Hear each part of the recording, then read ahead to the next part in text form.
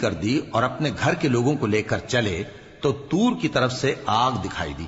وہ اپنے گھر والوں سے کہنے لگے کہ تم یہاں ٹھہرو، مجھے آگ نظر آئی ہے، شاید میں وہاں سے رستے کا کچھ پتہ لاؤں یا آگ کا انگارہ لے آؤں تاکہ تم آگ تاپو۔ سو جب اس کے پاس پہنچے تو میدان کے دائیں کنارے سے ایک مبارک جگہ میں ایک درخت میں سے آواز آئی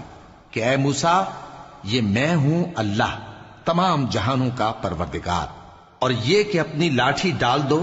سو جب انہوں نے دیکھا کہ وہ حرکت کر رہی ہے گویا سانپ ہے تو پیٹ پھیر کر چل دیے اور پیچھے مڑ کر بھی نہ دیکھا۔ فرمایا موسیٰ آگے آؤ اور ڈرو مت،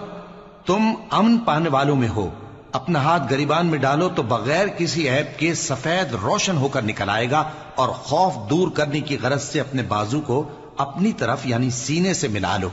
یہ دو دلیلیں تمہارے پروردگار کی طرف سے ہیں فرعون اور اس کے درباریوں کے لیے،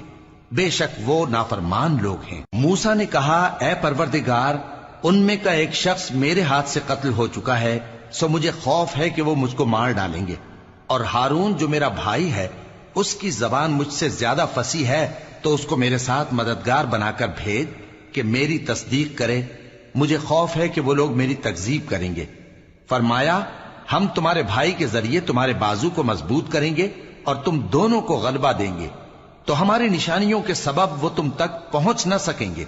تم دونوں اور جنہوں نے تمہاری پیروی کی وہی غالب رہیں گے۔ پھر جب موسیٰ ان کے پاس ہماری کھلی نشانیاں لے کر آئے تو وہ کہنے لگے کہ یہ تو جادو ہے جو اس نے بنا کھڑا کیا ہے،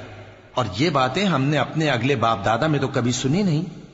اور موسیٰ نے کہا کہ میرا پروردگار اس شخص کو خوب جانتا ہے جو اس کی طرف سے ہدایت لے کر آیا ہے اور جس کے لیے عاقبت کا گھر یعنی بہشت ہے، بے شک ظالم کامیاب نہیں ہوں گے۔ اور فرعون نے کہا کہ اے اہل دربار، میں اپنے سوا کسی کو تمہارا خدا نہیں جانتا، سو اے حامان میرے لیے گارے کو آگ لگا کر اینٹیں پکا دو، پھر ایک اونچا محل بنا دو تاکہ میں موسیٰ کے خدا کی طرف چڑھ کر اسے جھانک لوں،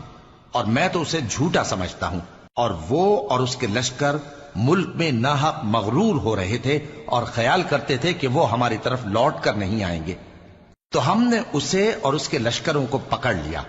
آخر ہم نے انہیں سمندر میں پھینک دیا، سو دیکھ لو کہ ظالموں کا کیسا انجام ہوا۔ اور ہم نے ان کو پیشوا بنایا تھا،